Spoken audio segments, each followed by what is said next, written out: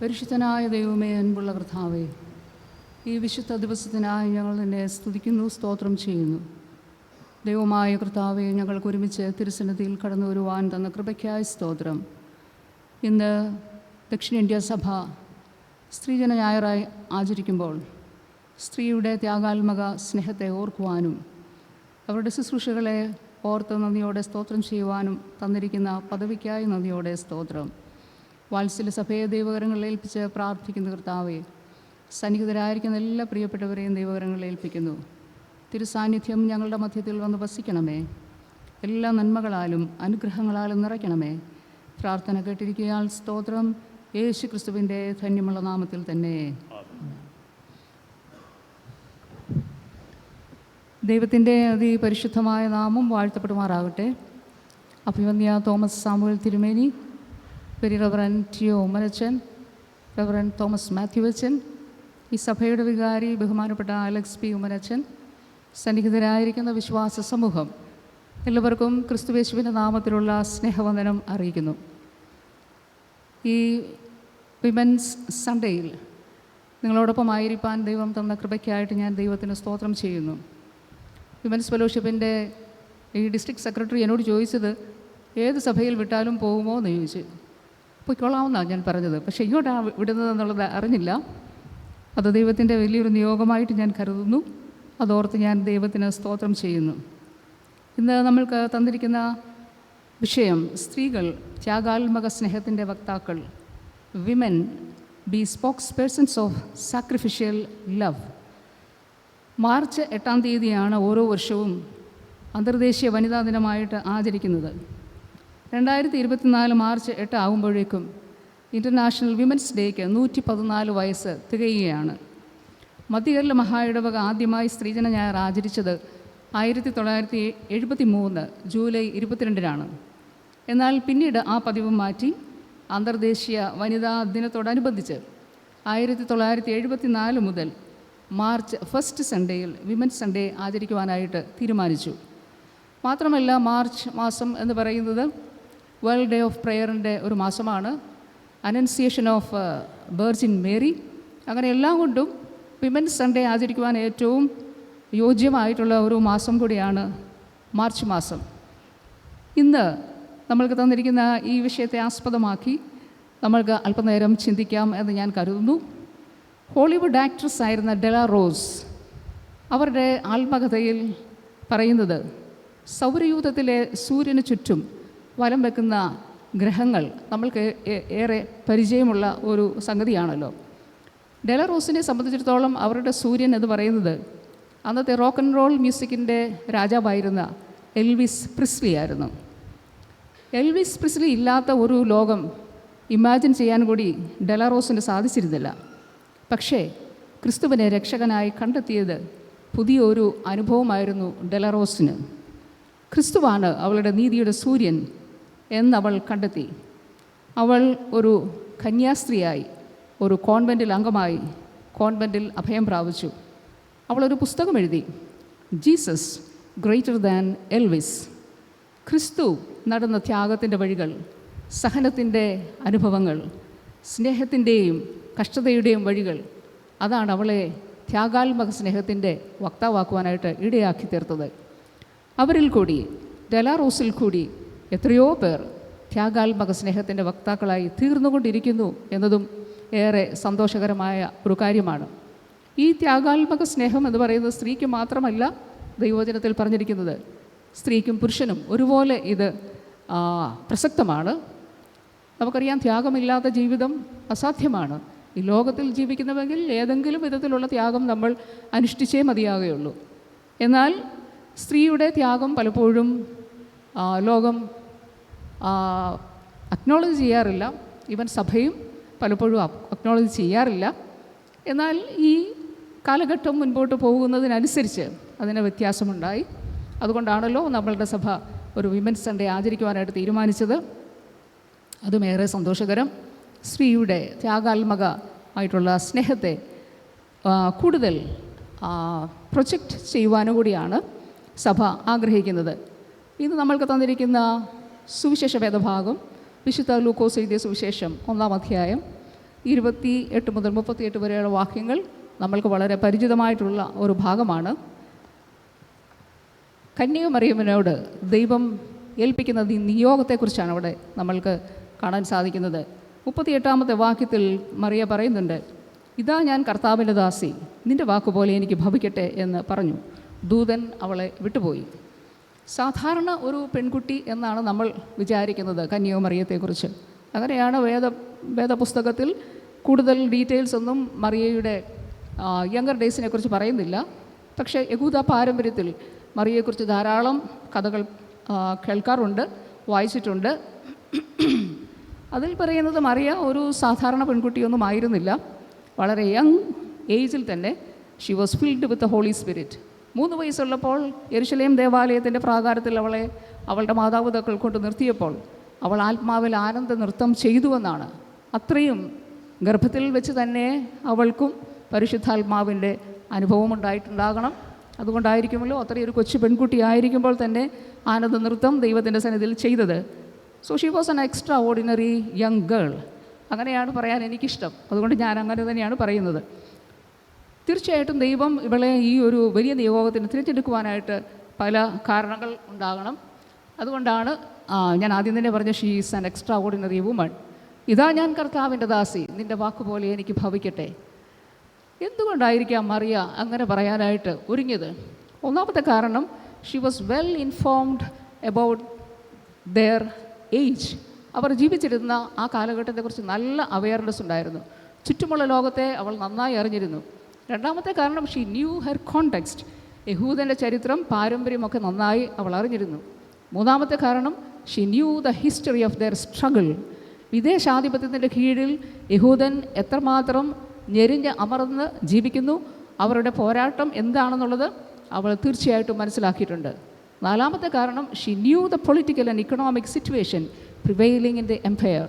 Roman എംപയറിൽ അന്ന് സ്ഥിതി ചെയ്തിരുന്ന, നിലനിന്നിരുന്ന രാഷ്ട്രീയമായിട്ടുള്ള, സാമ്പത്തികമായിട്ടുള്ള ചുറ്റുപാടുകളെക്കുറിച്ചുള്ള കൃത്യമായിട്ടുള്ളൊരു അവബോധം കന്യകമറിയന് ഉണ്ടായിരുന്നു.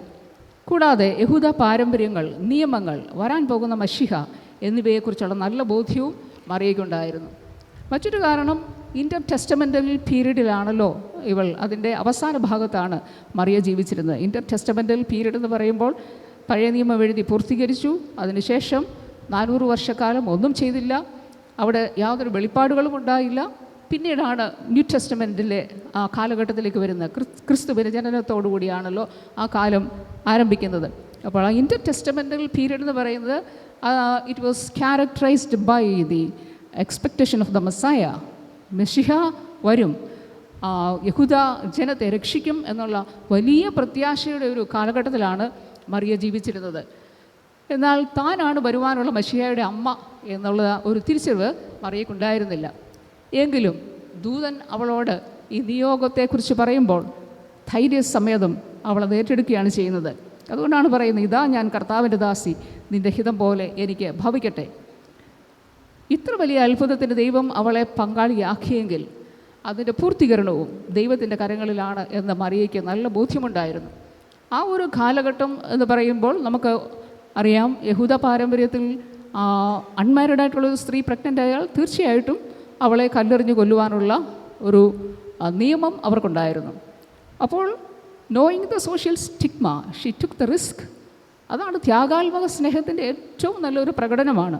അവൾക്കറിയാം അവളുടെ ജീവൻ്റെ മുന്നിൽ ഏറ്റവും വലിയ ഭീഷണിയാണ് നിലനിൽക്കുന്നത്. ഏറ്റവും അപമാനകരമായിട്ടുള്ളൊരു അനുഭവമാണ്. ഭർത്താവില്ലാതെ ഒരു സ്ത്രീ ഗർഭിണിയാകുന്നു എന്ന് പറയുമ്പോൾ തന്നെ നമ്മൾക്കറിയാം എത്ര അപമാനകരമായിട്ടുള്ളൊരു അനുഭവമാണ്. പക്ഷേ അവളെ ധൈര്യപ്പെടുത്തത് ദൂതൻ്റെ വാക്കുകളാണ്. അതിന് ദൂതൻ, പരിശുദ്ധാത്മാവ് നിൻ്റെ മേൽ വരും, അത്യുന്നതൻ്റെ ശക്തി നിൻ്റെ മേൽ നിഴലിടും, ആകയാൽ ഉത്ഭവിക്കുന്ന വിശുദ്ധ പ്രജ ദൈവപുത്രൻ എന്ന് വിളിക്കപ്പെടും. ആ ഒരു confirmation or affirmation of heaven, അതാണ് അവളെ ബലപ്പെടുത്തിയത്. ദൈവത്തിൻ്റെ പരിശുദ്ധാത്മാവിൽ കൂടിയാണ് അവൾ ഗർഭിണിയാകാൻ പോകുന്നെന്നുള്ള ഉറപ്പ് അവൾക്ക് ലഭിച്ചു. എന്തുകൊണ്ടായിരിക്കാം? വേറൊരു പെൺകുട്ടിയാണെങ്കിൽ ഒരു പക്ഷേ ഇത് ശരിയാണോ, അല്ലെങ്കിൽ ഇത് സംഭവിക്കുമോ എന്നുള്ളൊരു ആശങ്ക ഉണ്ടാകാം. നമ്മൾക്കൊക്കെ അങ്ങനെ ഒരു ആശങ്കയുണ്ടാകാം. പക്ഷേ അവൾ ആദ്യം ഒന്ന് ചഞ്ചലിച്ചുവെങ്കിലും ദൂതൻ്റെ വാക്കിൻ്റെ മുൻപിൽ അവൾ ഉറപ്പോടെ ആ വലിയ നിയോഗം ഏറ്റെടുക്കുകയാണ് ഉണ്ടായത്. അതുകൊണ്ടാണല്ലോ അവൾ പറയുന്നത്, ഇതാ ഞാൻ കർത്താവിൻ്റെ ദാസി, നിൻ്റെ വാക്കുപോലെ എനിക്ക് ഭവിക്കട്ടെ. And she had an absolute trust in the Lord. അതിൻ്റെ കാരണം ദൈവമാണ് ഈ നിയോഗം എന്നെ ഏൽപ്പിച്ചതെങ്കിൽ അത് പൂർത്തീകരിക്കുവാനുള്ള വലിയ ശക്തിയും ദൈവത്തിലുണ്ട് എന്നുള്ള പൂർണ്ണബോധ്യം അവൾക്കുണ്ടായിരുന്നു. അതുകൊണ്ട് തന്നെയാണ് മറിയ ഈ വലിയ ദൗത്യം ഏറ്റെടുക്കുവാനായിട്ട് ഇടയായി തീർന്നത്. വീണ്ടും അവളുടെ തുടർന്നുള്ള ജീവിതത്തിൽ നമ്മൾക്ക് ഈ ഒരു ത്യാഗാത്മകമായിട്ടുള്ള സ്നേഹം കാണുവാനായിട്ട് സാധിക്കും. സ്വന്തം പുത്രനെ ബലിയായി അർപ്പിക്കുവാനായിട്ട് അവൾ കാണിച്ചതായിട്ടുള്ള സ്ഥൈര്യം, ആ ക്രൂശിൻ്റെ ചുവട്ടിൽ മോഹാലസ്യപ്പെട്ടു പോകാതെ നിൽക്കുവാനുള്ള കൃപ അവൾക്ക് ലഭിച്ചതിൻ്റെ കാരണം the constancy of her faith and the firmness of mind, അവളുടെ വിശ്വാസത്തിൻ്റെ ഉറപ്പും അവളുടെ മനസ്സിൻ്റെ ധൈര്യവും ഉറപ്പും കൊണ്ടാണ് അവൾക്ക് ഈ വലിയ ദൗത്യത്തിൽ സ്വന്തം പുത്രനെ ദൈവകരങ്ങളിൽ ഏൽപ്പിച്ച് മരണത്തിന് ഏൽപ്പിച്ചു കൊടുക്കുവാനായിട്ടുള്ള ധൈര്യം അവൾക്കുണ്ടായത്. അവിടെയൊക്കെ നമ്മൾക്ക് കാണാൻ സാധിക്കുന്നത് ത്യാഗാത്മകമായിട്ടുള്ള ഒരു സ്നേഹത്തിൻ്റെ പ്രകടനമാണ്. ജീവിച്ചിരുന്ന സമയങ്ങളിലൊക്കെയും ധാരാളം അപമാനം അവൾക്ക് കേൾക്കേണ്ടതായിട്ട് വന്നു. യേശു കർത്താവും ആ അപമാനത്തിന് അംശിയാവുന്നുണ്ട്. ഇവൻ മറിയയുടെ പുത്രനല്ലയോ, ഇവൻ തച്ചൻ്റെ മകനല്ലയോ. മറിയയുടെ പുത്രൻ എന്ന് പറഞ്ഞാൽ അവൾ വേശ്യ എന്നുള്ള അർത്ഥത്തിലാണ് സമൂഹം അവളെ കണ്ടിരുന്നത്. അപ്പോൾ അത്രയും അപമാനം ഏറ്റിട്ടും കർത്താവായ യേശു ക്രിസ്തുവിനെ ദൈവത്തിൻ്റെ പദ്ധതിക്കായിട്ട് ഏൽപ്പിച്ചു കൊടുക്കുന്ന ധൈര്യമുള്ള ത്യാഗാത്മക സ്നേഹമുള്ള ഒരു അമ്മയായിട്ടാണ് നമ്മൾക്ക് അവളെ ഇവിടെ കാണുവാനായിട്ട് സാധിക്കുന്നത്. ഈ ഒരു ധൈര്യമാണ് നമ്മൾക്കും ആവശ്യം. കഴിഞ്ഞ ആഴ്ചയിൽ ഞാൻ പറക്കാൽ മിഷൻ്റെ സെൻറ്റിനറി സെലിബ്രേഷനിൽ പങ്കെടുക്കുവാനായിട്ട് ദൈവം എനിക്ക് കൃപ തന്നു. 2 സെൻറ്റിനറി സെലിബ്രേഷൻസിലാണ് ഈ അടുത്ത കാലത്ത് പങ്കെടുത്തത്. ഒന്ന് ബഥേൽ ആശ്രമത്തിൻ്റെ സെൻറ്റിനറി സെലിബ്രേഷനും രണ്ടാമത്തത് പറക്കാൽ മിഷൻ്റെ സെൻറ്റിനറി സെലിബ്രേഷനുമാണ്. ഈ 2 ഇടങ്ങളും എനിക്ക് ബന്ധമുള്ളതാണ്. പറക്കാൽ മിഷൻ്റെ സെൻറ്റിനറി സെലിബ്രേഷനിൽ പോകാൻ സാധിച്ചത് ദൈവത്തിൻ്റെ വലിയ കൃപയാണ്. കാരണം ആദ്യത്തെ ഫസ്റ്റ് 3 മിഷണറീസിൽ ഒരാളായിരുന്നു എൻ്റെ പേരൻസ്. ആദ്യത്തെ മിഷണറി റവറൻ കെ ഈപ്പനച്ചനും സൂസൻ ഈപ്പൻ കൊച്ചമ്മയുമായിരുന്നു. രണ്ടാമത്തെ missionary reverend T M Thomas അച്ഛൻ ഈ സഭയുടെ അംഗമായിരുന്നു. തേവർത്തുണ്ടിയിലെ റവറൻ ടി എം തോമസ് അച്ഛനായിരുന്നു, അച്ഛനും കൊച്ചമ്മയുമായിരുന്നു. മൂന്നാമത്തെ മിഷണറിയാണ് റവറൻ ടി എസ് ജോസഫ് അച്ഛനും കൊച്ചമ്മയുമായിരുന്നു. ഈ 3 പേരെയും വ്യക്തിപരമായിട്ട് എനിക്കറിയാവുന്ന ആളുകളാണ്. ബഹുമാനപ്പെട്ട റവറൻ കെ ഈപ്പനച്ചൻ ആദ്യത്തെ മിഷണറിയായിട്ട് അവിടെ ചെല്ലുമ്പോൾ you can imagine the situation there. ഇപ്പോൾ പോലും ഒരു ഡെവലപ്മെൻറ്റും എത്താൻ മടിക്കുന്ന ഒരു സ്ഥലമാണ് കാട്രപ്പള്ളി. അവിടെയാണ് അദ്ദേഹം 100 വർഷം മുമ്പ് ധൈര്യത്തോടെ കടന്നുപോയത്. അദ്ദേഹത്തെ അയച്ച മധ്യകേരള മഹായിടവകയുടെ അന്നത്തെ ബിഷപ്പിൻ്റെ ധൈര്യത്തെയും ഓർത്ത് ഞാൻ ദൈവത്തിന് സ്തോത്രം ചെയ്യുന്നു. അവർ ഈ 3 മിഷണറിമാരുടെ സമയത്താണ് ബഥേൽ ആശ്രമത്തിൽ നിന്നും ആദ്യത്തെ സിസ്റ്റർ അവിടെ പോയത്. സിസ്റ്റർ മേരി തോമസ് കൊച്ചമ്മയാണ് അവിടെ ആദ്യം എത്തിച്ചേർന്നത്. അതുകൊണ്ടാണ് ഞാൻ പറഞ്ഞത് 2 കാര്യങ്ങൾ കൊണ്ടാണ് എനിക്ക് പറക്കാൽ മിഷനുമായിട്ടുള്ള അഭേദ്യമായ ബന്ധമുള്ളത്. എൻ്റെ ബ്രദറും എൻ്റെ 2 സിസ്റ്റേഴ്സും ജനിച്ചത് കാട്രപ്പള്ളിയിലാണ്.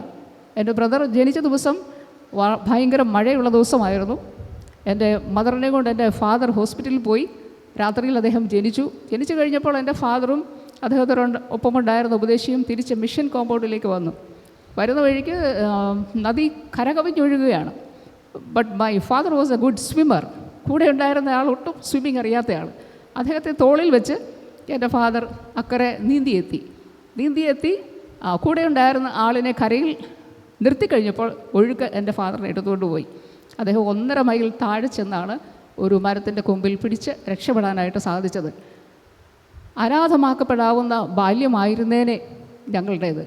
പക്ഷേ മഹാകരുണയുള്ള ദൈവം എൻ്റെ പിതാവിന് ആയുസ് ദീർഘമാക്കി കൊടുത്തു. അന്ന് അവിടെ നിന്ന് രക്ഷപ്പെട്ടു.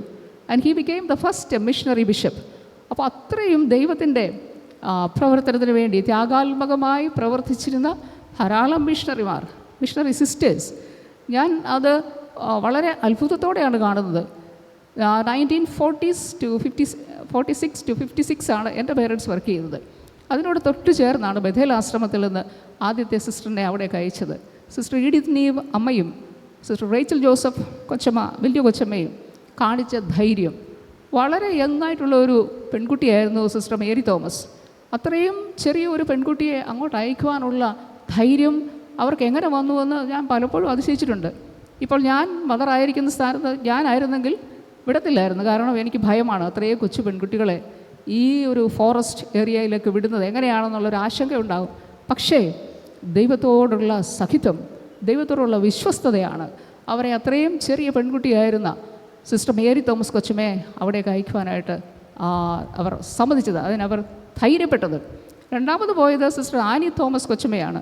ബഹുമാനപ്പെട്ട തോമസ് മാത്യു അച്ഛൻ്റെ പിതാവിൻ്റെ സഹോദരിയാണ് ആനി കൊച്ചമ്മ. അങ്ങനെ ഏറെ കഷ്ടം സഹിച്ച് അവർ ദൈവത്തിൻ്റെ വേല അവിടെ ചെയ്യുവാനായിട്ട് ഈ 100 വർഷവും ഇടയായിത്തീർന്നു. ബഥേൽ ആശ്രമത്തിൽ നിന്ന് 6 സിസ്റ്റേഴ്സ്, 2 കമ്മ്യൂണിറ്റി മെമ്പേഴ്സ്, ടീച്ചേഴ്സ്, കുഞ്ഞുങ്ങളെ വളർത്തുന്നൊരു അമ്മച്ചി, അങ്ങനെ ഏകദേശം 12 പേരാണ് ഈ 100 വർഷം അവിടെ സേവനമനുഷ്ഠിച്ചത്. അതും ദൈവത്തോടുള്ള അവരുടെ സഹിത്വവും വിശ്വസ്തതയും ത്യാഗാത്മകമായ സ്നേഹത്തിൻ്റെയും ഒരു പ്രതിഫലനം തന്നെയായിട്ടാണ് ഞാൻ കാണുന്നത്. ഇപ്പോൾ അവിടെ വർക്ക് ചെയ്യുന്നത് സിസ്റ്റർ അന്ന ജോണാണ്. പ്രക്കാലിൽ നിന്ന് ഏകദേശം 20 കിലോമീറ്റേഴ്സ് അകലെയാണ് ഗാന്ധിനഗർ. അവിടെ ഗാന്ധിനഗറിൽ ഞാൻ പോയപ്പോൾ അവിടുത്തെ സ്കൂൾ 600 കുട്ടികളുണ്ട്. വളരെ വലിയൊരു എസ്റ്റാബ്ലിഷ്മെൻറ്റാണ് അവിടെ ഉള്ളത്. അന്ന ജോൺ സിസ്റ്ററിനോട് ഞാൻ ചോദിച്ചു, ഞാൻ തിരികെ വിളിച്ചാൽ തിരികെ ആശ്രമത്തിലേക്ക് വരുമോ എന്ന് ചോദിച്ചപ്പോൾ പറഞ്ഞത്, ബാബ അറ്റോമിക് റിസർച്ച് സെൻറ്ററിലെ സയൻറ്റിസ്റ്റ് എന്നുള്ള ഉദ്യോഗം ഞാൻ രാജിവെച്ചത് പറക്കാലിൽ ദൈവത്തിൻ്റെ വേല ചെയ്യാനാണ്. അതുകൊണ്ട് കൊച്ചമ്മ എന്നെ തിരിച്ച് വിളിക്കരുത്, എനിക്കത് ഏറ്റവും ബുദ്ധിമുട്ടുള്ള കാര്യമാണ്. മറ്റൊന്നും കൂടെ പറഞ്ഞു എന്നോട്, ഞാൻ മരിച്ചാൽ എന്നെ ഇവിടെ തന്നെ അടക്കണം. ഞാൻ തിരുവല്ലയിൽ വന്നാൽ അവിടെ വെച്ചാണ് മരിക്കുന്നതെങ്കിൽ എന്നെ ഇവിടെ കൊണ്ടുവന്ന് അടക്കണം. അങ്ങനെ ഒരു റിക്വസ്റ്റും പറഞ്ഞാണ് എന്നെ വിട്ടത്. ദൈവത്തോടുള്ള സഹിത്വം, ത്യാഗാത്മക സ്നേഹത്തിൻ്റെ ഏറ്റവും നല്ല ഉദാഹരണങ്ങളാണ് അവിടെ വർക്ക് ചെയ്ത മിഷണറിമാർ, sisters, doctors, teachers and innumerable other people who work there. പക്ഷേ ഇവരെയൊക്കെ സ്ട്രെങ്തൻ ചെയ്ത ഒരു ഫാക്ടറുണ്ട്. നമ്മളെപ്പോലെയുള്ള, നിങ്ങളെപ്പോലെയുള്ള നല്ലവരുടെ സാമ്പത്തിക സഹായവും പ്രാർത്ഥനയുമാണ്. അതല്ലായിരുന്നെങ്കിൽ ഒരിക്കലും ഈ മിഷൻ പ്രവർത്തനം മുൻപോട്ട് പോവുകയില്ലായിരുന്നു. പക്ഷേ നല്ലവരായിട്ടുള്ള മധ്യകേരള മഹായിടവകയിലെ ജനങ്ങളുടെ സ്ട്രോങ് സപ്പോർട്ട്, അതുകൊണ്ടാണ് ഈ ത്യാഗാത്മക സ്നേഹം അവിടെ ഫുൾഫിൽ ചെയ്യുവാനായിട്ട് സാധിച്ചത്. ഫെബ്രുവരി 24-ാം തീയതിയാണ് അവിടുത്തെ പുതിയ ചർച്ച് ഡെഡിക്കേഷൻ നടന്നത്. ഒരു വലിയ കത്തീഡ്രൽ ആയിട്ടാണ് അവർ പണിതിരിക്കുന്നത്. കോടികൾ അവർ മുടക്കി. പക്ഷേ ഇതൊരു അതിശയമാണ്, അവിടെ ആദ്യം ചെന്ന് സ്ഥാപിച്ച ഒരു ചെറിയ പള്ളി അവിടെയുണ്ട്. ആ സഭയിലെ ജനങ്ങൾ തന്നെയാണ് അതിനുള്ള കോൺട്രിബ്യൂഷൻസ് കണ്ടെത്തിയത്. അവരിന്ന് വളരെ വെൽ ഓഫ് ആൻഡ് അഫ്ലുവൻറ്റ് ആയി കഴിഞ്ഞു, എഡ്യൂക്കേറ്റഡ് ആയിട്ടുണ്ട്. അവരുടെ പള്ളി, അവരുടെ ആലയം പണിയാൻ അവർ തന്നെ അവരുടെ ഫൈനാൻഷ്യൽ സോഴ്സസ് കണ്ടെത്തുകയാണ് ചെയ്തത്. ഇനിയും കോടികൾ മുടക്കിയെങ്കിലേ അത് തീരുകയുള്ളൂ. പക്ഷേ അവിടെയും ആ ത്യാഗാത്മക സ്നേഹത്തെ മാനിച്ചിട്ട് റവറൻ കെ ഈപ്പനച്ചൻ അവിടെ എത്തിയത് 1924 ഫെബ്രുവരി 24-ാം തീയതിയാണ്. ആ ദിവസം തന്നെ അവർ ആ കത്തീഡ്രൽ ചർച്ച് ഡെഡിക്കേറ്റ് ചെയ്തു. അതും വലിയൊരു അത്ഭുതകരമായ സംഭവമാണ്. വാസ്തവത്തിൽ എസ്രാ പ്രവാചകന്റെ പുസ്തകത്തിൽ എഴുതുന്നുണ്ട്, പുതിയ ആലയം പണിയുമ്പോൾ പഴയ തലമുറയും പുതിയ തലമുറയും ഒരുപോലെ സന്തോഷിച്ചു. പഴയ തലമുറ പഴയ ദേവാലയം കണ്ടവർ കരഞ്ഞു, അവർ സന്തോഷിക്കുകയും കരയുകയും ചെയ്തു. എനിക്കും ആ അനുഭവമായിരുന്നു. കാരണം മുൻ മിഷണറിമാരെ, ഫസ്റ്റ് മിഷണറി മുതൽ ഇന്ന് വരെയുള്ള എല്ലാവരെയും എനിക്ക് വ്യക്തിപരമായിട്ട് അറിയുന്നതാണ്. അവരെ എല്ലാവരെയും ഓർത്ത് എനിക്ക് സന്തോഷവും സന്താപവും സങ്കടവും ഒക്കെ ഒരുപോലെ വന്നു. ഈ ഒരു ഹിസ്റ്റോറിക്കൽ മൊമെൻറ്റ്, ഈ ഒരു ഹിസ്റ്റോറിക്കൽ ഇൻസിഡൻറ്റ്, ഈ ചരിത്ര സംഭവത്തിന് സാക്ഷിയാകുവാനായിട്ട് ദൈവം സഹായിച്ചല്ലോ. അതോർത്ത് ഞാൻ ദൈവത്തിന് സ്തോത്രം ചെയ്യുന്നു. ത്യാഗാത്മകമായ സ്നേഹം കൊണ്ട് ആ ഒരു ദേശത്തെ പ്രകാശമാനമാക്കിയ എല്ലാ മിഷണറിമാരും അവരോടൊപ്പം പ്രവർത്തിച്ച മറ്റെല്ലാ പ്രിയപ്പെട്ടവരെയും ദൈവം മാനിച്ചതിൻ്റെ ഒരു പ്രകടനമായിരുന്നു അവിടെ ഈ 100 വർഷത്തെ പൂർത്തീകരണത്തിൻ്റെ സമയത്ത് ഇങ്ങനെ ഒരു കത്തീഡ്രൽ ദേവാലയം പണിയുവാനായിട്ട് സാധിച്ചത്. അതെല്ലാം നമ്മളെല്ലാവരും ഭാഗഭാക്കായിട്ടുണ്ട്. ത്യാഗാത്മക സ്നേഹം മറ്റു ജനങ്ങളിൽ നിന്നുകൊണ്ട് അവിടെ പ്രവർത്തിച്ചവരിൽ നിന്നുമൊക്കെ ദൈവം പ്രതീക്ഷിച്ചു. അത് നമ്മൾ ഫുൾഫിൽ ചെയ്തു. അതോർത്ത് ഞാൻ ദൈവത്തിന് സ്തോത്രം ചെയ്യുന്നു. വീണ്ടും നമ്മൾക്ക് ഇന്ന് തന്നിരിക്കുന്ന വേദഭാഗത്തേക്ക് വരാം. അപ്പോസ്തലനായ വിശുദ്ധ പത്രോസ് എഴുതിയ 1-ാം ലേഖനം 4-ാം അധ്യായം 16-ാം വാക്യം. ക്രിസ്ത്യാനിയായിട്ട് കഷ്ടം സഹിക്കേണ്ടി വന്നാലോ ലജ്ജിക്കരുത്. ഈ നാമം ധരിച്ചിട്ട് ദൈവത്തെ മഹത്വപ്പെടുത്തുകയത്രേ വേണ്ടത്. ഇത് നമ്മളെ എല്ലാവരെയും ഉദ്ദേശിച്ചാണ്. സ്ത്രീയെ മാത്രമല്ല, സ്ത്രീയെയും പുരുഷനെയും ഒരുപോലെ കണ്ടിട്ടാണ് അപ്പോസ്തലനായ വിശുദ്ധ പത്രോസ് ഇത് പറയുന്നത്. ക്രിസ്ത്യാനിയായിട്ട് കഷ്ടം സഹിക്കേണ്ടി വന്നാലോ ലജ്ജിക്കരുത്. ഈ നാമം ധരിച്ചിട്ട് ദൈവത്തെ മഹത്വപ്പെടുത്തുകയത്രേ വേണ്ടത്. ഇന്ന് നമ്മളുടെ വിശ്വാസം ചോദ്യം ചെയ്യപ്പെടുന്നൊരു കാലഘട്ടമാണ്. നോർത്ത് ഇന്ത്യയിൽ ക്രൈസ്തവ മിഷണറിമാർക്കും അച്ഛന്മാർക്കും കന്യാസ്ത്രീകൾക്കും ഒക്കെ അവരുടെ ഔദ്യോഗിക വസ്ത്രം പോലും ധരിക്കുവാനുള്ള സ്വാതന്ത്ര്യം നിഷേധിക്കപ്പെട്ടുകൊണ്ടിരിക്കുന്ന ഒരു കാലമാണ്. ബട്ട് സ്റ്റിൽ അവർ ധൈര്യപൂർവ്വം ധരിക്കുന്നു എന്നുള്ളതും ത്യാഗാത്മക സ്നേഹത്തിൻ്റെ ഒരു പ്രകടനമാണ്. ദൈവത്തോടുള്ള സഹിത്വവും ദൈവത്തോടുള്ള വിശ്വസ്തതയും കൊണ്ടാണ് ധൈര്യത്തോടെ അവർ അതിനു വേണ്ടി ഒരുങ്ങുന്നത്. ഇവിടെ ധാരാളം വിധത്തിൽ കഷ്ടങ്ങൾ നമ്മൾക്ക് ഉണ്ടാകും. എന്നാൽ ക്രിസ്ത്യാനിയായിട്ട് കഷ്ടം സഹിക്കുക എന്ന് പറയുന്നത് ഏറ്റവും അനുഗ്രഹകരമായിട്ടുള്ളൊരു അനുഭവമാണ്. അതാണ് നമ്മളുടെ എല്ലാ മിഷണറിമാരുടെയും ജീവിതത്തിൽ. ദൈവത്തിൻ്റെ വേല ചെയ്യുന്ന എല്ലാവർക്കും ഉണ്ടിത്. എല്ലാ ദൈവവേല ചെയ്യുന്നവർക്കും കാരണം കൂടാത്ത നിന്ദകൾ പലപ്പോഴും സഹിക്കേണ്ടതായിട്ട് വരും. പക്ഷേ ക്രിസ്ത്യാനിയായിട്ട് കഷ്ടം സഹിക്കേണ്ടി വന്നാൽ ലജ്ജിക്കരുത്. അതാണ് ത്യാഗാത്മക സ്നേഹത്തിൻ്റെ ഒരു വലിയ അനുഭവമാണ്. എന്തുകൊണ്ടാണ് ദൈവത്തെ അന്വേഷിച്ചിറങ്ങുന്നവർ ലജ്ജ കൂടാതെ ഈ കഷ്ടം സഹിക്കുന്നത്? ആരാണ് നമ്മൾക്ക് വേണ്ടി യാഗമായത്? ക്രൂശിൽ യാഗമായ കർത്താവായ യേശു ക്രിസ്തുവിൻ്റെ സ്നേഹം, അവൻ്റെ സഹനം, അവൻ ചെയ്ത ശുശ്രൂഷകൾ, അവൻ നടന്ന വഴികൾ, അതാണ് നമ്മൾക്ക് ദർശനം തന്നിരിക്കുന്നത്. ആ വഴിയാണ് നമ്മൾ തിരഞ്ഞെടുത്തിരിക്കുന്നത്. അതുകൊണ്ടാണ് കർത്താവ് പറയുന്നത്, ഒരുവൻ എന്നെ അനുഗമിപ്പാൻ ഇച്ഛിച്ചാൽ അവൻ താൻ തിരിച്ച് തൻ്റെ ക്രൂശ് എടുത്തുകൊണ്ട് എന്നെ അനുഗമിക്കട്ടെ എന്ന്.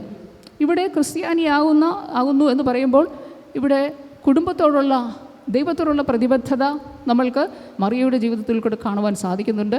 അപ്പോസ്തലന്മാരുടെ ജീവിതത്തിൽ കൂടി കാണാൻ സാധിക്കുന്നുണ്ട്. ഞാൻ പറഞ്ഞ മിഷണറിമാരുടെ എല്ലാ ജീവിതത്തിൽ, നമ്മുടെ ഓരോരുത്തരുടെയും ജീവിതത്തിൽ വ്യത്യസ്തമായിട്ടുള്ള അനുഭവത്തിൽ കൂടി ദൈവത്തോടുള്ള വിശ്വസ്തതയും പ്രതിബദ്ധതയും നമ്മൾക്ക് കാണാൻ സാധിക്കും. ഇവിടെ പ്രത്യേകമായിട്ട് എടുത്തു പറയുന്നത് കുടുംബത്തോടുള്ള ഒരു പ്രതിബദ്ധത നമ്മൾക്കുണ്ടാകേണ്ടതുണ്ട്. ഇന്ന് കുടുംബങ്ങൾ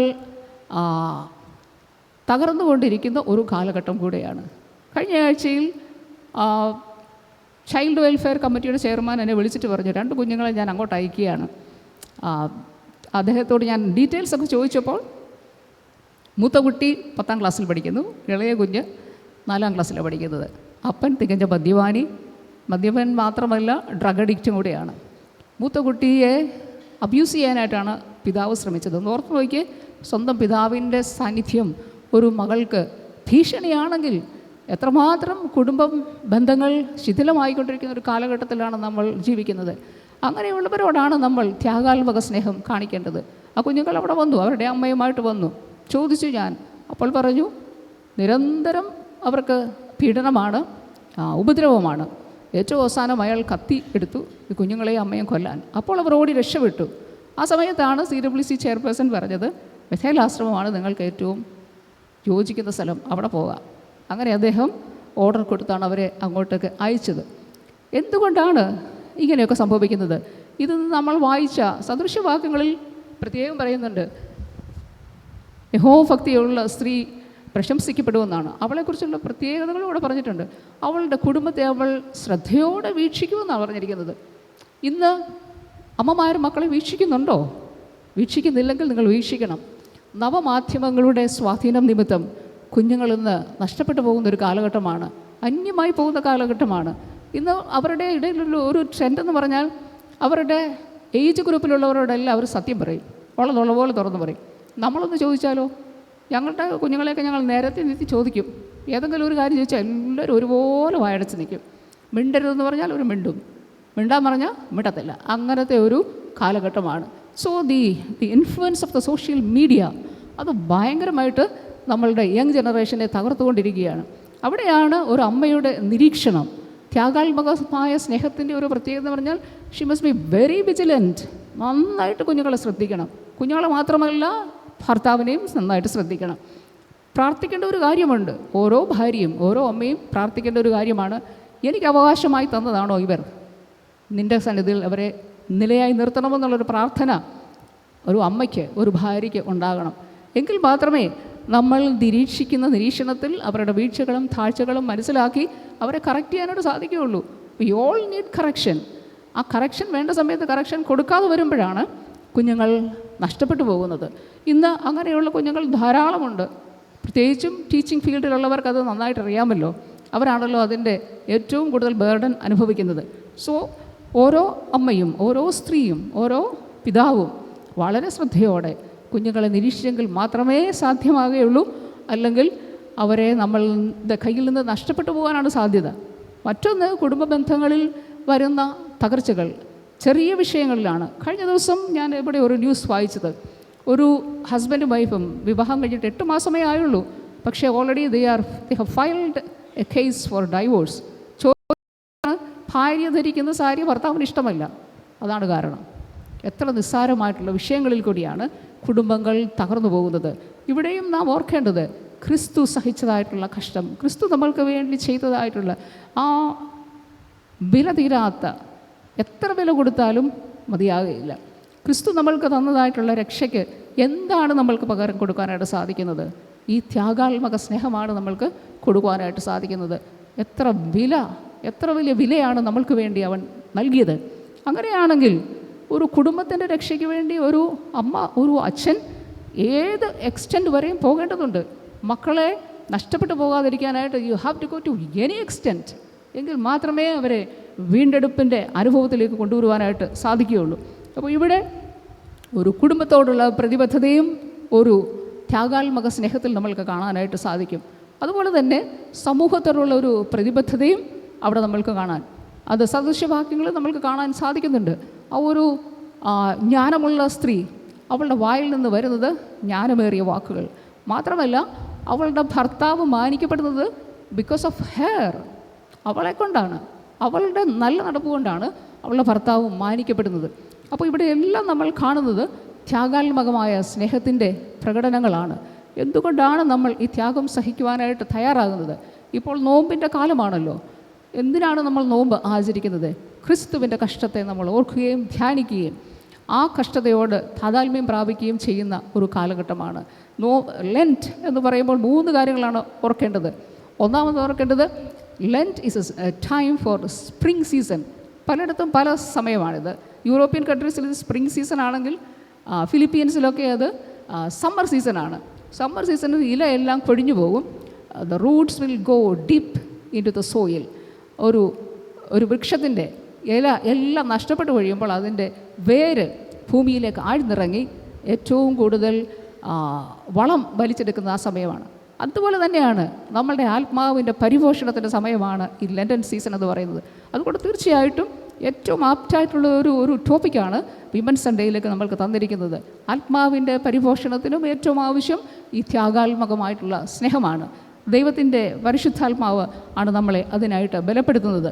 അതുകൊണ്ട് ഈ ഒരു ദിവസം ദൈവത്തിൻ്റെ വലിയ പദ്ധതിക്ക് ഭാഗഭാക്കാകുവാനായിട്ട് ദൈവം നമ്മളെ എല്ലാവരെയും വിളിച്ച് വേർതിരിച്ചിരിക്കുകയാണല്ലോ. അതുകൊണ്ട് ഞാൻ പറഞ്ഞല്ലോ, ബഥേലാശ്രമത്തിൻ്റെ സ്ഥാപകരുടെ ധൈര്യം, അവർ ധൈര്യം കാണിച്ചതുകൊണ്ടാണ് അത്രയും പേരെ അവിടെ അയക്കാനായിട്ട് സാധിച്ചത്.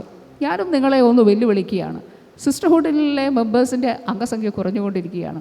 എത്ര പേർ നിങ്ങളുടെ മക്കളെ അതിനായിട്ട് സജ്ജരാക്കണം നിങ്ങൾ? ഞങ്ങളുടെ വലിയ കൊച്ചുമ്മ എപ്പോഴും ചോദിക്കുമായിരുന്നു, ആരെ ഞാൻ അയക്കേണ്ടു, ആരെനിക്ക് വേണ്ടി പോകും? എല്ലാ ദിവസവും ചാപ്പലിൽ അങ്ങനെ ചോദിക്കും. അങ്ങനെയാണ് ധാരാളം പേർ ഈ വേലയിലേക്ക് വന്നത്. ഞാനും നിങ്ങളോട് ചോദിക്കട്ടെ, ഞാൻ ആരെ അയക്കേണ്ടു, ആരെനിക്ക് വേണ്ടി പോകും? അങ്ങനെ ചോദിച്ചപ്പോഴാണല്ലോ യെശയ്യാ പ്രവാചകൻ മുൻപോട്ട് വന്നത്. അതുകൊണ്ട് ഞാൻ അംഗമായിരിക്കുന്ന ഈ സഭയോടും എനിക്ക് അങ്ങനൊരു ചോദ്യം, ഒരു വെല്ലുവിളിയാണ് വെക്കാനുള്ളത്. തീർച്ചയായിട്ടും നിങ്ങൾ പ്രാർത്ഥനയോടെ അത് കൈക്കൊള്ളണമെന്ന് ഞാൻ അഭ്യർത്ഥിക്കുകയാണ്. ഈ ചരിത്രമെല്ലാം എഴുതപ്പെട്ടതാണ് ബഥേലാശ്രമത്തിൻ്റെ സെൻറ്റിനറി സുവനീർ. നിങ്ങൾക്ക് അത് തരാനായിട്ട് ഞാൻ അവിടെ കൊണ്ടുവച്ചിട്ടുണ്ട്. എത്ര പേര് വാങ്ങിയെന്ന് എനിക്കറിയത്തില്ല.